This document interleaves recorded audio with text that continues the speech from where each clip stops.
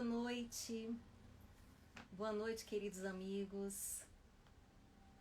Sejam bem-vindos a mais uma live do Evangelho do Grupo Espírita Paulo e Estevão, exatamente às 20 horas da quarta-feira. Estamos começando mais uma live do Evangelho.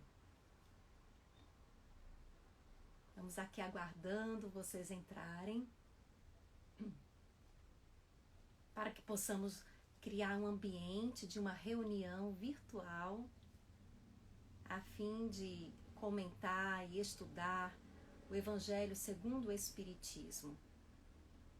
O Evangelho de Jesus segundo a doutrina espírita. Muito boa noite, Wilson, Daiane, Keila Cacau Almeida. Sejam bem-vindos.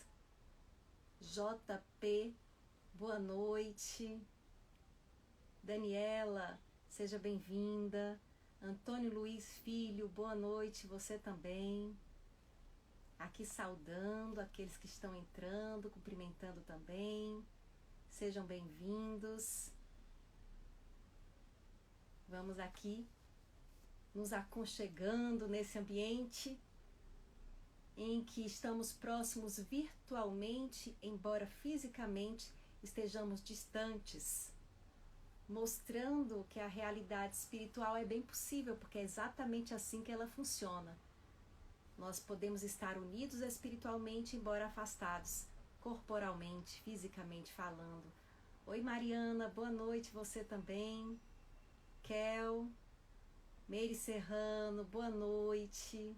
Que bom que você está aqui hoje.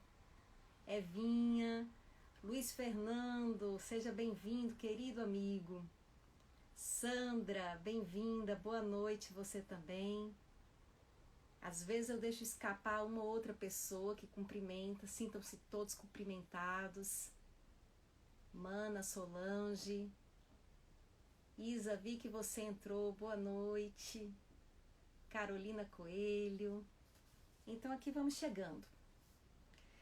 E em meio a essas saudações, enquanto vocês vão chegando, eu vou dar alguns avisos a respeito das atividades do Grupo Espírita Paulo e Estevão, momentaneamente acontecendo apenas nesse espaço virtual e no mundo espiritual, claro. Amanhã nós teremos novamente live do Evangelho, só que será com Aníbal Albuquerque. O Aníbal estará falando de um tema muito necessário. Nós vamos questionar, com base na doutrina espírita, a indissolubilidade do casamento. Será que é indissolúvel? Será que a gente não pode separar? Religiosamente falando, espiritualmente falando, isso pode causar prejuízos? Amanhã, Aníbal estará abordando esse tema.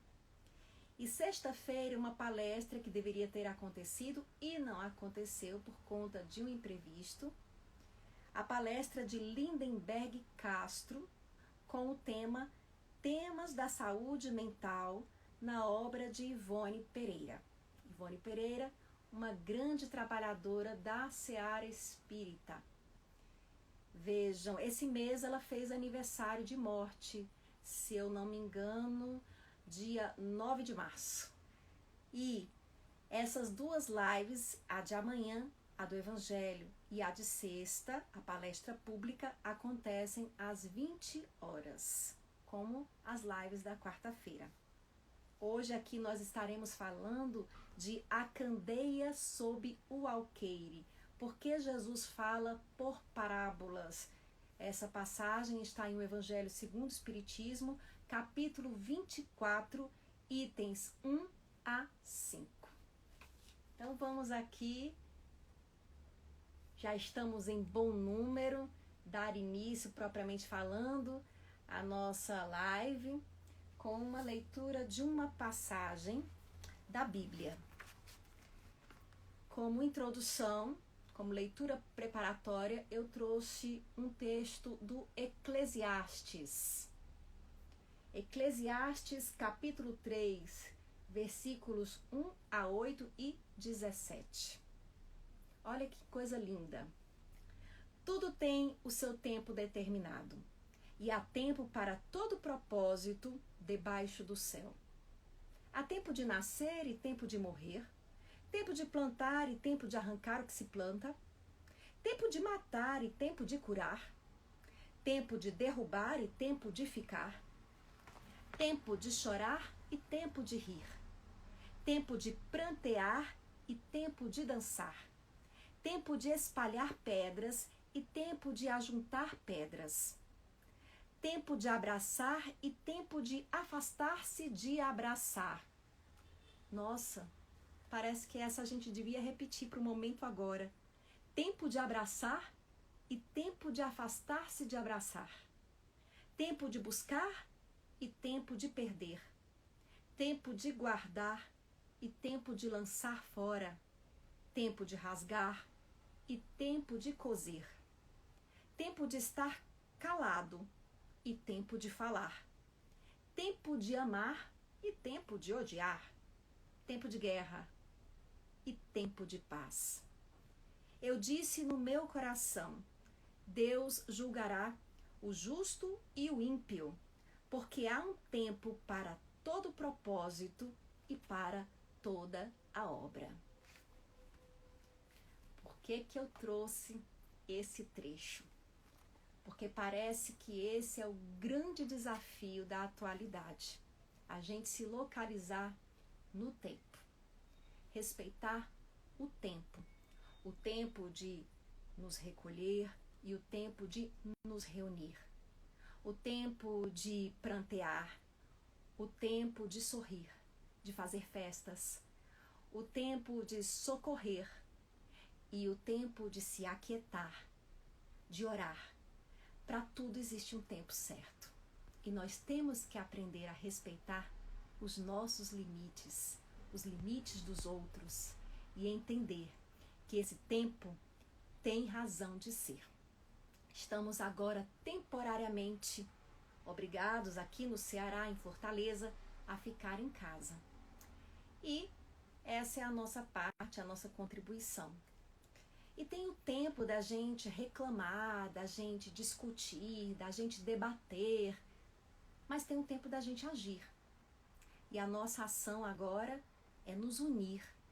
E esse tempo aqui do Evangelho é o tempo de nos unir em prece, de emanar para o mundo bons pensamentos, bons eflúvios, uma energia positiva, porque o mundo está precisando disso agora. E quando a gente faz isso, quem primeiro se beneficia é a gente mesmo. É a nossa casa, é o lugar onde a gente está. E nós nos tornamos como centelhas luminosas, pequenos pirilampos, acendendo as suas luzes em meio à escuridão. Hoje, nesse momento, existem milhares de pessoas sofrendo muito. Nós vamos dedicar parte da nossa live a essas pessoas. Não apenas as pessoas que estão doentes de Covid, a gente sabe que outras doenças continuam a existir. Mas é claro, gente, que nesse momento atual, os profissionais de saúde estão sobrecarregados. Eles estão tensos demais. E qualquer pessoa que precise deles nesse momento, por qualquer doença, precisa de um ambiente melhorado pelas nossas melhores emanações mentais. A gente tem que ajudar. E a gente pode ajudar pensando no bem. Vamos tentar nos unir pensando no bem? Ao invés da gente ficar brigando, discutindo, como acontece em tantos lugares nesse momento tão grave, vamos nos concentrar em fazer a nossa parte, em fazer aquilo que está ao nosso alcance na hora em que podemos fazer. As nossas escolhas políticas a gente vai fazer na hora do voto, na hora das campanhas eleitorais. Agora é a nossa participação com aquilo que está ao nosso alcance. Quem é da saúde, está na saúde. Quem é da educação, está na educação. E todos nós somos espíritos, somos do mundo material e também do mundo espiritual. E vamos fazer o quê? Preces. Esse é um grande encontro de prece. Um encontro em que estamos reunidos, tentando contribuir para a melhoria do mundo, começando por melhorar a nós mesmos. Sejam todos bem-vindos a mais uma live do Evangelho do Grupo Espírita Paulo e Estevão. Todos aqueles, independente de sua crença, de sua religião, são aqui bem-vindos, porque estamos todos juntos em busca da melhoria do mundo. Hoje, gente, nós vamos ler aqui, vamos ter um trechinho de O Evangelho segundo o Espiritismo, chamado Candeia sob o alqueire. Por que Jesus fala por parábolas? Como eu disse no começo, é o capítulo 24. Quer dizer, eu nem sei se eu cheguei a dizer esse capítulo. É o capítulo 24, itens 1 a 7, que estaremos comentando aqui. Claro que eu não vou ler o capítulo inteiro, mas vou comentar, vou transmitir para vocês os comentários de Kardec e fazer algumas reflexões em torno disso. Depois eu abro um pouquinho e vou lendo o que vocês estão comentando, tá bem?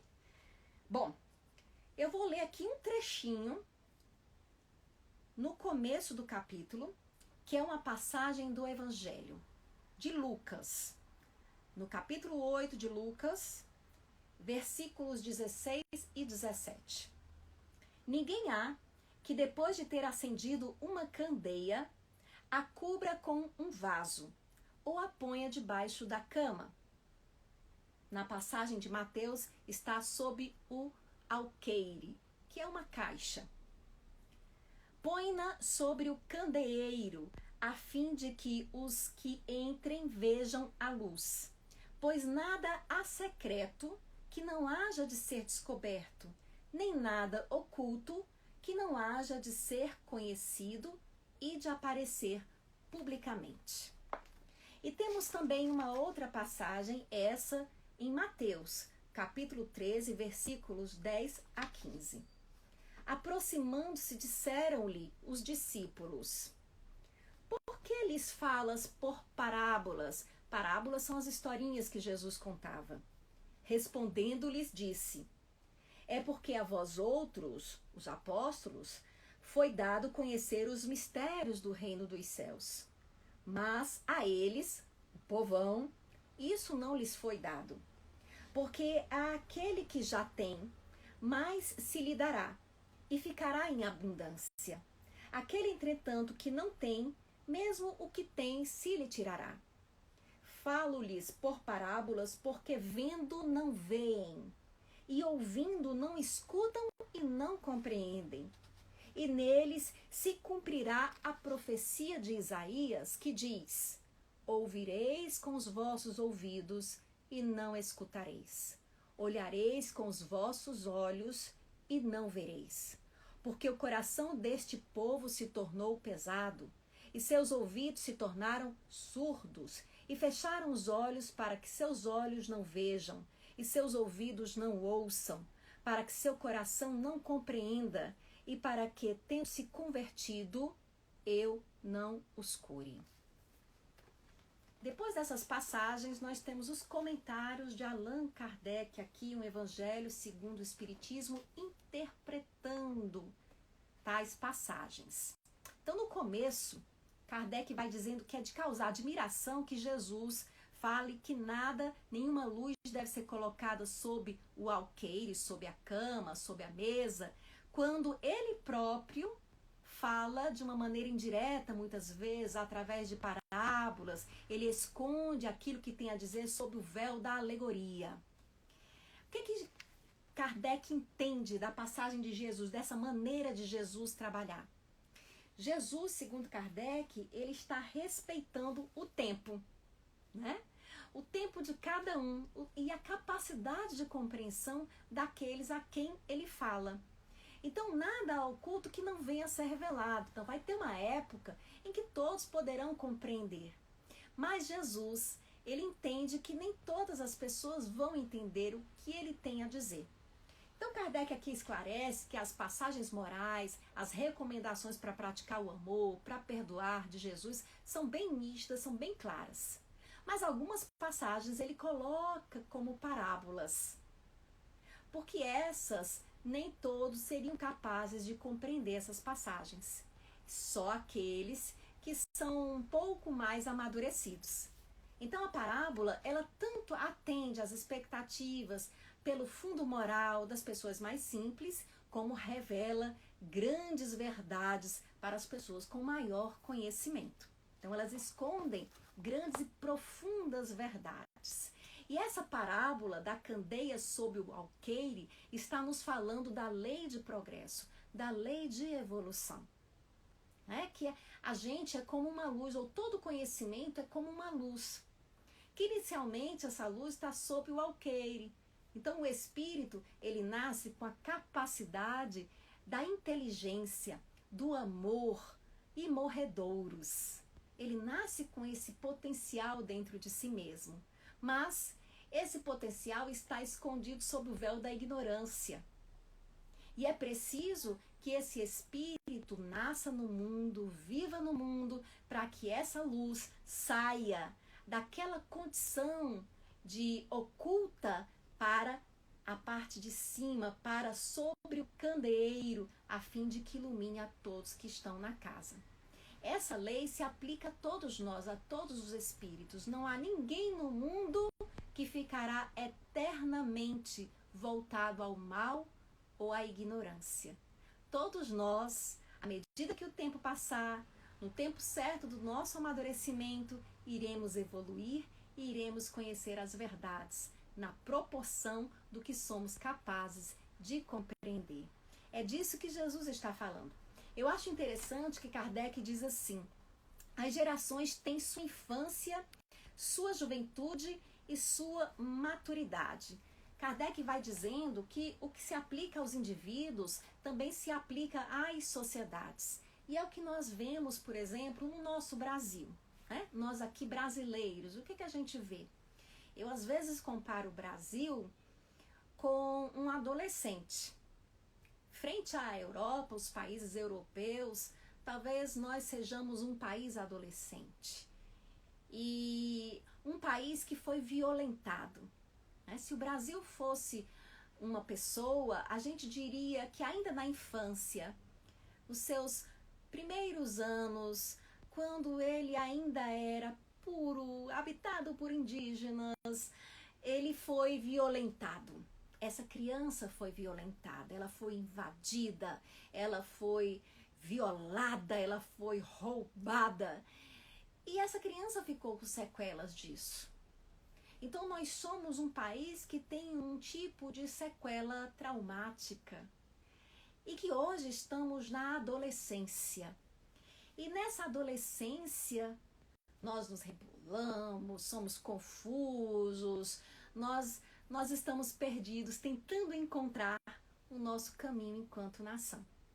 Então diríamos que o próprio país, a própria nação brasileira, ela está passando por um processo de amadurecimento e ainda se encontra na adolescência. Mas isso não deve servir para que a gente perca a esperança. Nós estamos num processo de desenvolvimento. Assim como os indivíduos, a sociedade. Tudo tem um tempo certo. E nós vamos aqui fazendo a nossa parte enquanto membros dessa sociedade, tentando oferecer para esse país o melhor de nós, para os nossos irmãos, para os nossos próximos. Essa é a grande recomendação do Evangelho de Jesus. E aí, Kardec vai comentando depois sobre isso de colocar, de esconder a verdade.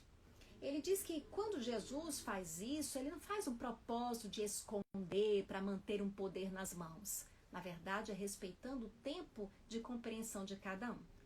Mas quando a gente adquire um conhecimento, a gente tem uma grande tentação de usar esse conhecimento em nosso favor para dominar os outros. Aí Kardec adverte sobre isso, porque saber é poder.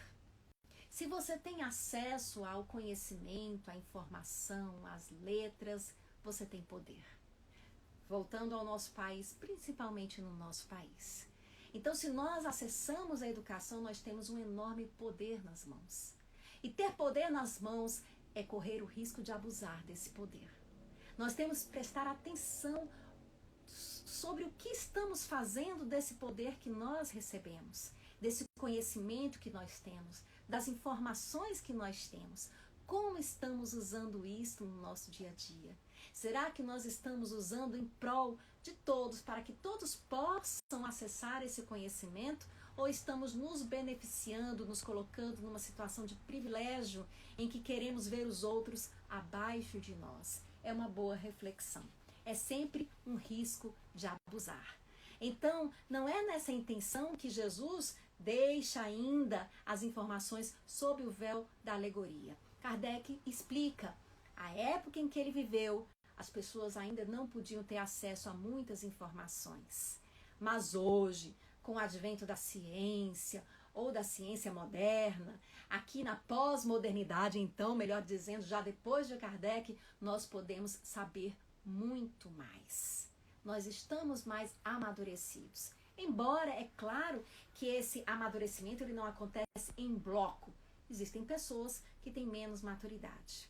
Cabe às que estão se desenvolvendo um pouco adiante por uma motivação ou outra, dividir o seu conhecimento de uma forma adequada àqueles outros que estão consigo nessa mesma caminhada evolutiva. Nós somos todos irmãos nesse mundo. Então, o Kardec se estende dizendo que esse progresso é inevitável. Não há como escapar à lei do progresso. Vamos acreditar. Tudo melhora. Caroline, o mundo hoje está bem pior, alguém pode dizer. Às vezes, vamos trazer de novo a metáfora do adolescente. Um pai olha para o seu filho adolescente e pensa, puxa vida, era tão obediente quando era menino, era tão bonzinho e tão cordato, olha a criatura como ficou, hoje em dia é grosseiro, é confuso, é desobediente, enfrenta. Mas, na verdade, esse é um processo pelo qual o jovem está se apropriando da própria individualidade, rompendo a sua barreira, a sua fusão com os pais, criando a própria forma de pensar. E como ele está nessa transição, esse é um momento confuso, é um momento crítico, mas é um momento em que ele precisa fazer isso. O jovem que consegue fazer isso, ele está conquistando a sua autonomia. Tanto que depois, passada essa crise, muitas vezes ele entra numa reconciliação com os pais, com os valores familiares, mas de uma outra forma, de uma forma mais madura, deliberada, consciente, por escolha. Eu posso dizer, eu nasci em berço espírita, por exemplo, mas eu era espírita porque os meus pais o eram. Eles me levavam para a evangelização infantil. Ali eu tinha acesso a esse conteúdo que eles me passavam. Foi preciso que eu chegasse num determinado momento em que eu, adquirindo consciência, analisasse esse conteúdo que me era passado pelos meus pais, pelo centro espírita, pelos amigos espíritas, e avaliasse, será que realmente isso o que eu acredito, para que eu chegasse num outro momento em que eu sou espírita de fato, porque escolho ser. Eu estou citando isso como exemplo do meu caminho. Claro que cada um tem o seu exemplo. E aí, realmente, Kardec termina falando da luz projetada pelo Espiritismo. Ah, por que ele falou da luz projetada pelo Espiritismo? Porque, afinal de contas, nós estamos com um livro chamado Evangelho segundo o Espiritismo.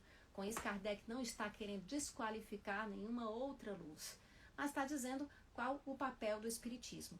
O Espiritismo tem esse papel de fé raciocinada, de uma fé que se ergue sobre a razão, sobre a compreensão dos fenômenos biopsíquico-espirituais. É uma fé que se alia à ciência. E é claro, a ciência nós compreendemos que é também conhecimento em desenvolvimento, em transformação, não é um bloco unificado, os cientistas discordam entre si. Mas o importante é que a gente acompanhe as conclusões e vá se dobrando a essas conclusões, tentando adequar o nosso conhecimento a esse conhecimento também científico, conhecimento espiritual ao conhecimento científico. Então, esse é o grande contributo do Espiritismo, de não romper com o raciocínio em nome da fé, de ter uma fé com bases no conhecimento raciocinado. Claro que existem pessoas que têm fé com base em experiências intuitivas, até mesmo no espiritismo, em experiências mediúnicas, mas o grande corpo do espiritismo é a base no conhecimento, no estudo, na informação, no raciocínio, na reflexão, nas conclusões, na troca, né, no diálogo. O livro dos Espíritos é feito perguntas e respostas, é um convite ao diálogo. Então esse é o grande caráter do Espiritismo. Bom, dito isso, chegamos agora ao momento de partilhar com vocês aqui essa live, né? Não que eu não estivesse partilhando, mas ler um pouquinho o comentário que vocês estão deixando aqui, os comentários que vocês estão deixando aqui. Muito bem, a Kátia Aire está dizendo que começou a doutrina espírita depois da morte do seu irmão em 1994. Ah, Kátia, que momento difícil, sem dúvida. E realmente o espiritismo é uma doutrina que para muitas pessoas entra como um grande consolo, haja vista ela oferecer uma perspectiva, o conhecimento da vida após a morte. Então, o espírita, ele não para na resposta porque Deus quis assim. Nós entendemos que Deus age através de leis que estão expressas na natureza. E que essas leis, elas estão sempre em funcionamento. E que o processo do morrer é parte das leis da natureza. Nós morremos e ao morrer a gente renasce para um outro momento. Então toda morte na verdade é transição. Quando morre um dia, nós passamos por uma transição para o dia seguinte. Morre-se a criança e na adolescência nós atravessamos a transição para a vida adulta. Morre-se na morte do corpo e atravessa-se a transição para a vida espiritual. Isso é extremamente consolador. Muita gente chega na doutrina espírita em busca desse consolo. Se tem alguém chegando assim, seja bem-vindo. Manu Páscoa, a irreverência da juventude também é transitória, porém importante para a etapa da vida adulta. Gente, a Manu é educadora, então ela falou aqui com propriedade. É verdade, Manu. A irreverência da juventude, ela é transitória e ela é muito bem-vinda. Os jovens têm um grande papel, uma grande participação nas transformações do mundo, com a sua coragem, com a sua ousadia, com o seu bom ânimo. Muitas vezes eles têm sonhos grandiosos demais, mas é importante que isso aconteça, porque isso mobiliza a energia do mundo. Então, que bom que isso acontece. Parece que está pior, né? Retomando aquilo que eu falei há um pouco atrás. Parece que está pior, mas na verdade não. Ele está crescendo, jovem, e ele está dando a sua contribuição para o mundo. Precisamos ter paciência conosco, diz a Cassandra, com o nosso processo, porque todos nós estamos nessa transição. Verdade, Cassandra. E quanto mais paciência a gente tem com a gente mesmo, mais paciência a gente tem com os outros. Quanto mais amor a gente direciona para a gente mesmo, mais amor a gente direciona para os outros. Como assim? Como é que eu me amo? Tem gente que pensa que amar é se arrumar, é se olhar no espelho e dizer, eu sou linda. Isso também faz parte, ok. Mas é muito mais do que isso, na verdade, esse é um pequeno detalhe. Então, você se compare a si mesmo com um filho, com uma criança. É isso que nós somos aos olhos de Deus. Frente todo o progresso a ser realizado ainda espiritualmente falando. Então, se a gente se comparar com uma criança, quando a gente identifica que errou, quando a gente identifica que falhou, que não está conseguindo fazer tão bem feito quanto gostaria, que a gente ainda não é tão maduro quanto desejaria, a gente deve olhar para a gente mesmo como se olharia para uma criança e diria, fica tranquila, uma hora você vai aprender.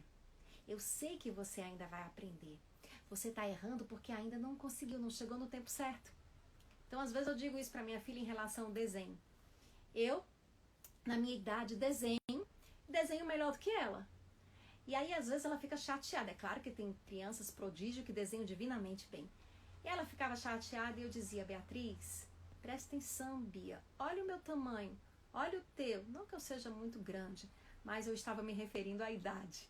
Olha para mim, olha para você. Eu já treinei muito e você está começando agora. Um dia você vai fazer igual a mim ou até melhor, se você treinar, se você praticar.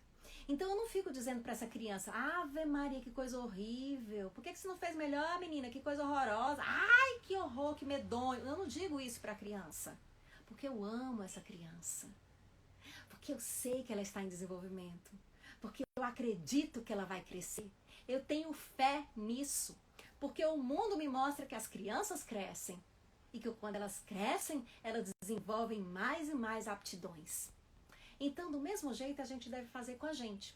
Se nós nos compreendemos como espíritos em crescimento, quando nós olhamos para as nossas falhas, a gente não fica, ave criatura horrorosa, meu Deus, que ser ínfimo, insignificante, horrível, e me castigando pelo resto da vida. Não, eu entendo, puxa vida, é assim mesmo, Carol. Você vai melhorar. Você agora já tem uma experiência a mais. Você agora já galgou mais um degrau. Você vai conseguir. Vai praticando, não desiste. Tenta de novo. Tenta outra vez, como diz a música. Você vai conseguir. E é assim que a gente se ama, que a gente manifesta esse auto-amor. É se dando novas oportunidades. É tendo fé na gente. É acreditando na gente. Puxa vida, eu sou gente. E tudo que um ser humano faz, eu sou capaz de fazer também. Eu talvez não tenha conseguido fazer agora, mas eu posso fazer depois. E será que eu realmente quero fazer? O que de fato eu quero e preciso fazer? Isso é auto-amor. É assim que a gente se ama. E quando a gente desenvolve essa capacidade de se olhar dessa forma, a gente começa a olhar no outro e ver a mesma coisa. Né? Claro que eu acho feio o erro que ele comete, claro que eu reprovo as atitudes dele, mas nem por isso eu deixo de acreditar na humanidade e deixo de acreditar na capacidade dele de se corrigir e de se melhorar. Por mais que isso pareça inacreditável, isso é possível. Nós temos aí inúmeros exemplos de pessoas que se transformaram completamente para nos mostrar que é uma possibilidade do ser humano. Que obra de arte é o homem, como dizia Shakespeare. O ser humano é fantástico. É claro, não poderia não ser criação de Deus. Nada que Deus fez foi mal feito. Se Ele nos fez, nós somos maravilhosos, somos divinos. Isso é o que nos mostra o auto-amor. Deixa eu ver mais o que vocês estão dizendo.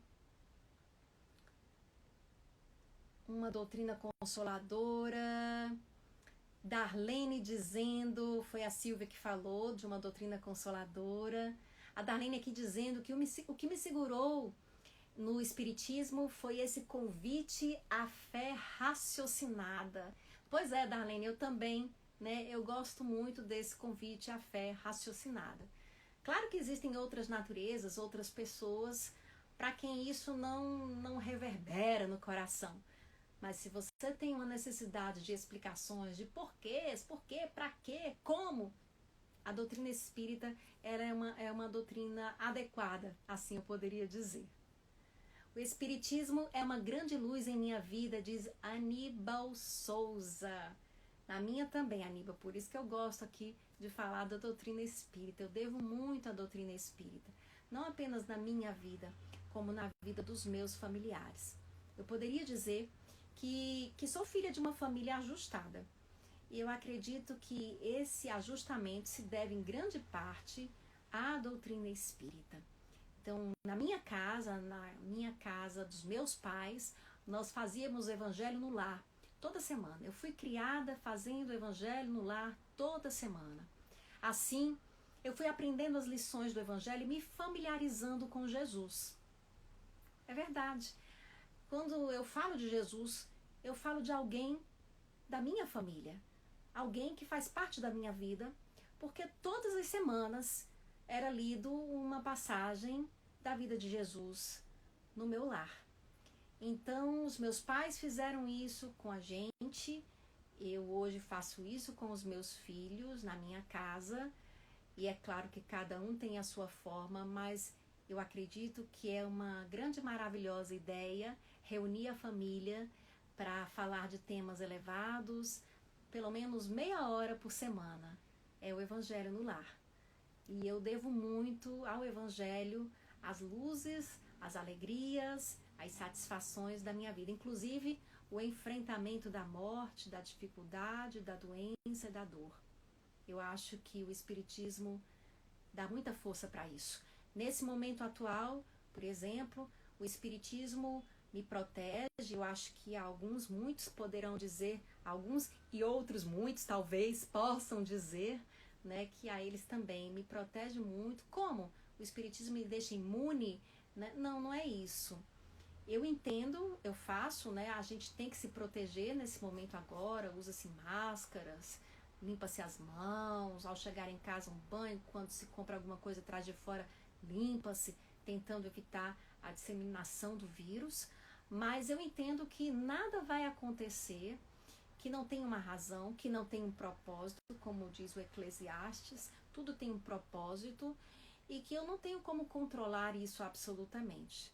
Né? E que se acontecer de alguém na minha família ser contaminado gravemente, porque já foram contaminados, eu acho que está difícil encontrar alguém que não tenha tido um familiar que tenha passado pela Covid, mas se isso acontecer é porque nós temos algo a aprender com isso, isso tem um sentido e isso é para o nosso bem. Né? E tem uma explicação racional, obviamente, né? Uma reorganização é feita no sistema familiar a partir desse episódio necessário para o crescimento da gente. É assim que a gente vê, é assim que essa fé nos fortalece. Muito bem, deixa eu ver mais o que está todo mundo aqui dizendo. A Liduína Correia está dizendo: me dediquei ao espiritismo quando meu filho, que era especial, nasceu. A médica não lhe garantia vida. Me vi pedindo a Deus e aos espíritos para que deixassem ele viver, que eu ia amá-lo do mesmo jeito que ele ficasse.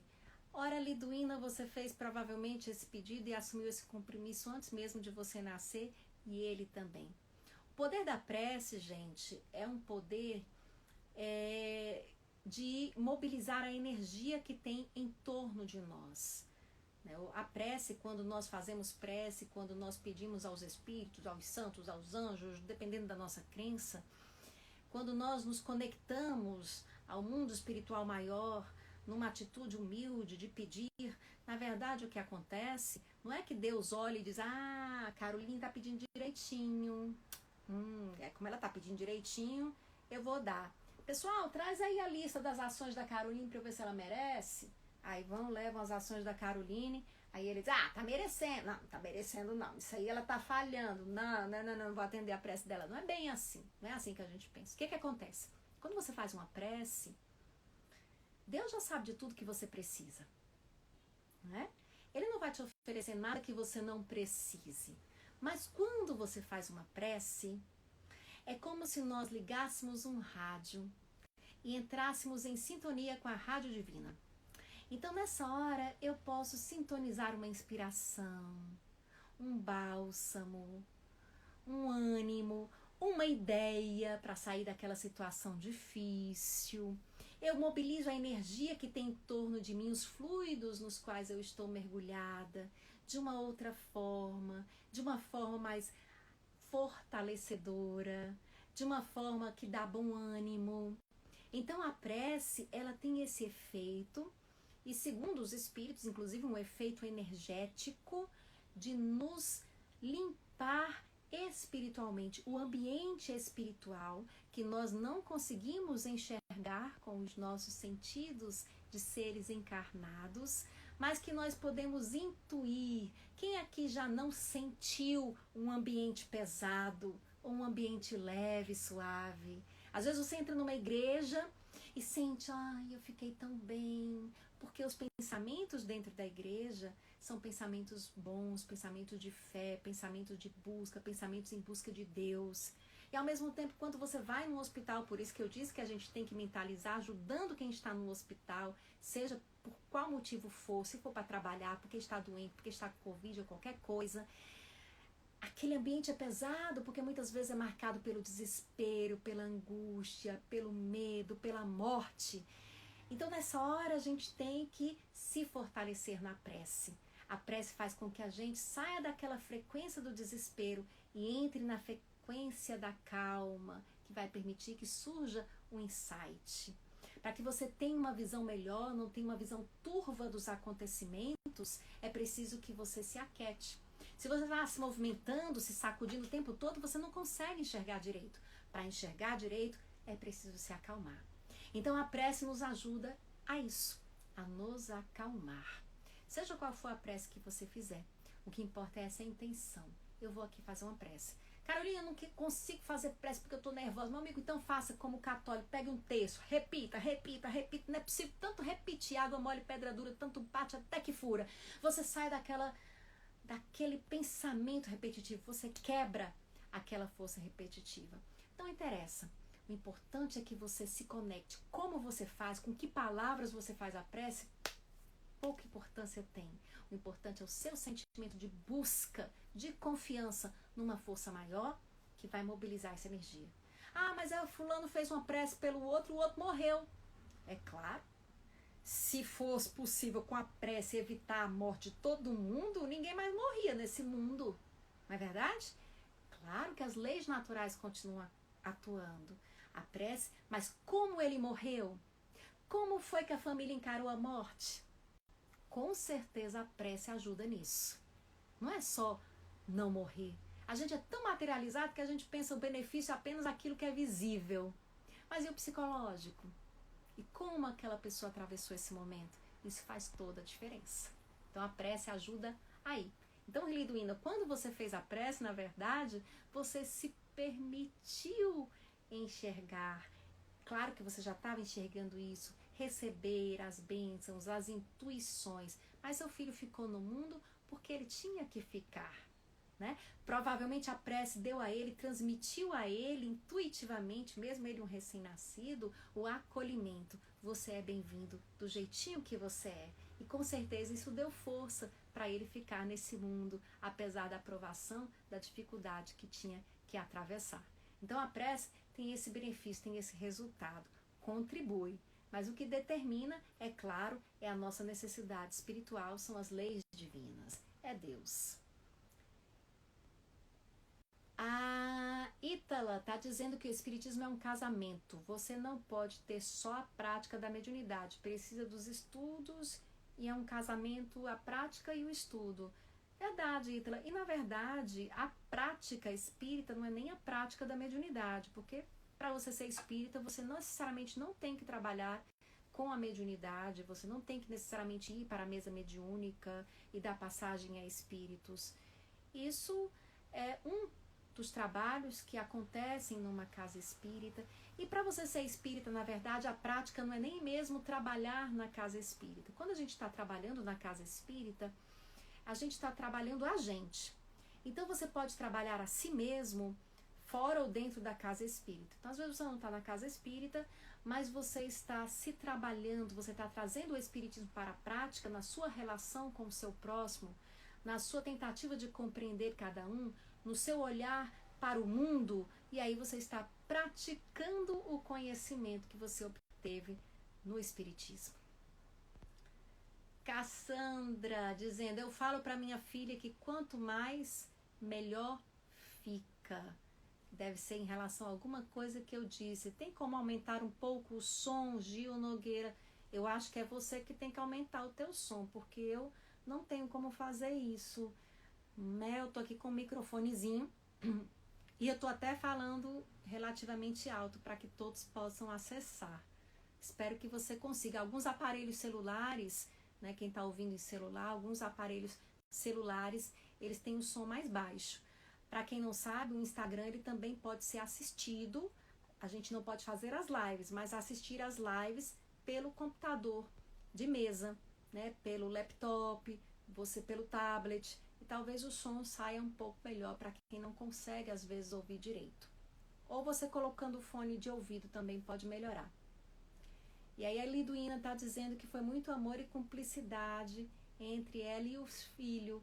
Faz 7 anos que ele desencarnou, mas a saudade continua e o amor também. E esse amor que vai promover o reencontro de vocês em algum momento, Liduína, com a graça de Deus. Verdade, o amor é também respeitar o próximo, diz Kátia. Rodrigo, o Espiritismo nos ensina a praticar e entender a fé raciocinada. Exatamente, nos auxilia nisso. Carolina, é preciso paciência e resiliência conosco e com os outros. Com certeza. Resiliência, gente, é um termo que caiu muito no uso comum, mas o que é resiliência na verdade? Resiliência é a sua capacidade de se adaptar às situações de desafio, né? E você prosseguir. Então, a atitude resiliente é a atitude de prosseguir mesmo frente às dificuldades. Você se adapta, você se ajusta. É meio que o jogo do contente do livro Poliana, né? Sem querer que a gente seja, é claro, desprovido de pensamento crítico, mas a resiliência é você ver o mundo, você tem a criticidade, você observa o erro, você olha, você tenta corrigi-lo, você se posiciona, mas ao mesmo tempo você não se desespera. Você entende que as dificuldades, os problemas existem para que a gente cresça, para que a gente evolua. Eu me lembro de alguns clientes meus, né, assim, no ambiente terapêutico. Eu trabalho com terapia e eles dizem, nossa, eu devia ter descoberto a terapia antes. Pessoas dizem isso no espiritismo, né? Eu devia ter descoberto antes. Mas eu digo para todo mundo, né, que a vida é terapia. É a terapia do espírito. Nós passamos por uma grande vivência terapêutica chamada encarnação. Então, a partir do momento que você nasceu, você entrou em terapia, você está tratando seu espírito, né? Você está tentando o autoconhecimento, você está buscando vencer as suas limitações. Então, você está em processo terapêutico da vida. Então, a vida é um processo terapêutico. Você, às vezes, precisa do reforço de uma psicoterapia, mas, com certeza, se você só chegou aqui agora, ou se você só chegou na sua terapia agora, é porque a terapia anterior, todo o processo deu certo. Era para que você chegasse nesse ponto. É para que você chegasse aqui. E talvez se você não tivesse passado pelo que você passou, você não chegasse aqui. Então a gente tem que olhar sempre, as coisas estão sendo de uma forma boa e melhor, por mais incrível que pareça, por mais inacreditável que pareça. Aprender a olhar para si, aprender a se amar é um processo, por vezes doloroso, diz TGMP. Já que adiamos esse processo, fugimos dele. Mas só em estarmos aqui hoje, nos permitindo, já é um grande passo. Verdade, Tê? Tem toda razão. Kátia diz, não tive essa sorte de uma família presente. A sua sorte foi outra, Kátia. Como eu disse, né, o nosso processo terapêutico. Né? Cada um tem as suas bênçãos, os seus consolos, os seus auxílios e as suas dores. Às vezes um tem uma família assim, mas tem um problema acolá. Então cada um tem as suas dificuldades, né, e as suas facilidades. Não tem ninguém nesse mundo cuja vida seja só facilidade.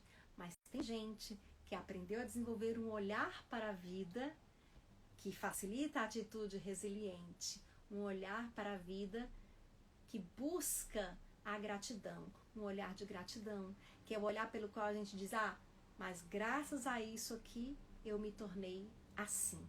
Talvez eu não fosse assim se não fosse esse caminho. Às vezes eu me pergunto, né, o que seria de mim se eu tivesse nascido numa família não tão boa, né, num meio onde reinasse a fome, preponderasse a fome, se eu não tivesse tido acesso aos recursos que eu tive, será que eu seria a pessoa que eu sou? Será que eu sou superior àqueles que eu condeno? Será que eu roubaria ou eu mataria? Como seria eu fora desse contexto? Então é muito difícil a gente ter essa resposta, porque nós somos o resultado de uma série de fatores que se somaram, que nos trouxeram até aqui. Mas quando nós entendemos isso, nós percebemos que não somos melhores que ninguém. Que aquela pessoa que está ou no alto poder ou no fundo do poço, ela é uma pessoa como nós. E é uma pessoa em desenvolvimento. Ela está ali e não é melhor nem pior do que a gente. Esse é o momento dela. Essa é a lição dela. Essa é a aula dela. As dificuldades da lição dela, só ela saberá dizer. Não faz sentido a gente invejar os outros. Quando eu invejo alguém, Eu estou invejando o que é visível. Eu não sei que peso essa pessoa carrega, ou o que ela faz para receber aquilo. O fato é que nesse mundo, nós somos todos espíritos em busca de luz, porque temos pontos de obscuridade.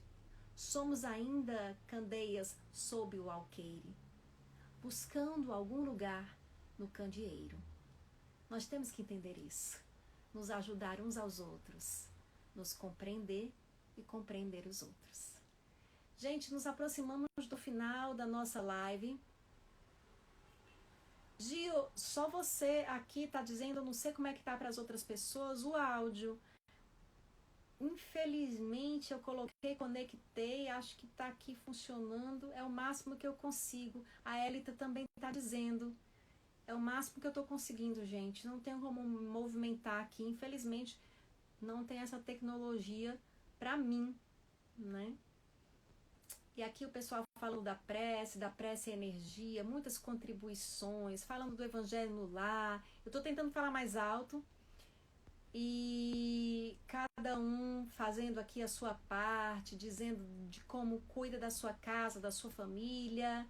Que legal, gente, ver que vocês estão fazendo isso, estão lançando essas pérolas, né, pelo mundo na forma de preces. Ai, graças a Deus, Kátia está dizendo que o som tá bom no celular dela. É o que eu digo, gente, são alguns aparelhos celulares, eu já descobri isso. Por exemplo, quando eu escuto alguma live no meu aparelho celular, o som é bom. No do meu marido não é bom. Vocês entenderam que o meu celular é melhor que o dele, né? É isso mesmo, gente, o celular melhor, escuta melhor. Coisas da vida. Mas vamos tentando aqui os recursos que a gente pode. Eu estou tentando falar aqui mais alto para vocês, a pessoa aos gritos em casa, mas está cedo, os vizinhos não vão reclamar. Gente, muitas contribuições, nossa, não tenho como ler tudo isso, agradeço as contribuições, eu acho que vocês se leem, né, e isso é muito legal. Eu vejo que tem pessoas que já interagem aqui, que até estabelecem amizades, talvez, nessas lives. Sandra também está ouvindo o som, Rociane também, e Selma, que bom, Kátia. Que bom, gente. Muitas pessoas dizendo que o som tá legal, então realmente meninas que estão com som ruim, talvez tenha a ver com seus aparelhos. Carolina, Geraldo, Geraldina, minha querida, aqui beijo pra você, sua linda. E a Isa sempre dá orientação para todo mundo. A Isa é da TI, ela, né, dá sempre dicas de como a gente fazer. Consultem Isa. E aqui muita gente dando a sua contribuição. Meu agradecimento a cada um de vocês. É muito legal esse momento de interação. Para mim é maravilhoso. Eu agradeço a participação, o envolvimento. E vou fazer uma leitura de uma prece. Enquanto eu faço essa leitura, vocês ficam concentrados e imaginam. E quando eu digo imaginam, entendam, o pensamento mobiliza os fluidos. Eu digo imaginam porque quando vocês imaginarem, vocês estarão movimentando a energia em suas casas e permitindo que os espíritos derramem os melhores fluidos em seus lares e apliquem passes de energias em vocês. Então se concentrem todos, nos concentremos todos, que eu vou ler aqui de Vanderlei Pereira, do livro Cura Teu Coração. No caminho da paciência. Paciência, Senhor, nós te pedimos, para enfrentarmos todos os percalços, até vencermos nossos passos falsos e abraçar o dever do qual fugimos. Mostra o caminho errado que seguimos, pois lembramos que foi de pés descalços que seguimos de início os teus encalços e cheios de esperanças nós te ouvimos.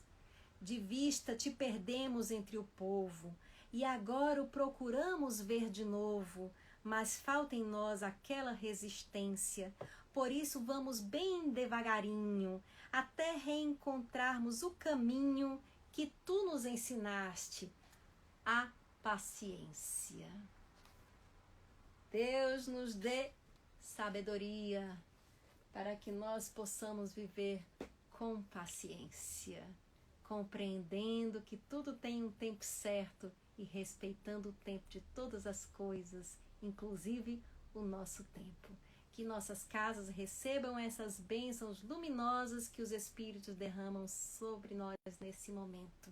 Que nós possamos estar fortes, possamos ter a saúde física e espiritual para as nossas batalhas do dia a dia, lembrando que o nosso planeta é uma grande escola e não existe escola que não tenha lições. As lições mais difíceis mostram onde nós estamos precisando estudar mais. Que tenhamos a sabedoria de estudar mais e aprender.